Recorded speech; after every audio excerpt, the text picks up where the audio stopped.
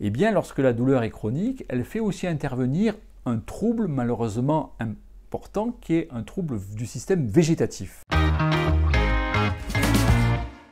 Au cours des douleurs chroniques du pelvis ou du périnée, quelle qu'en soit la cause, que ce soit dû à une atteinte neurologique, une endométriose ou d'autres causes après des traumatismes chirurgicaux ou d'accouchement, eh bien lorsque la douleur est chronique, elle fait aussi intervenir un trouble malheureusement important qui est un trouble du système végétatif.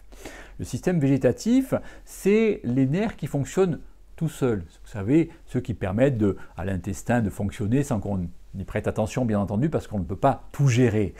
Et ce système dit végétatif ou autonomique se dérègle lorsqu'il y a de la douleur chronique. Par exemple, au niveau du rectum ou du vagin, il peut y avoir des anomalies de la sensation des muscles du vagin ou du rectum. Il peut y avoir aussi cette sensation qu'il y a un corps étranger, une boule, alors que bien entendu, il n'y a rien du tout. Ça, c'est quelque chose qui est d'origine dysvégétative, c'est-à-dire un trouble du fonctionnement végétatif. Il peut y avoir également, dû au trouble du système végétatif, des œdèmes, des gonflements alors qu'il n'y a rien. Parfois même des phénomènes inflammatoires. On n'y comprend plus rien parce qu'il y a bien entendu, il n'y a pas d'infection. C'est dû au système végétatif qui se dérègle lors de la douleur chronique.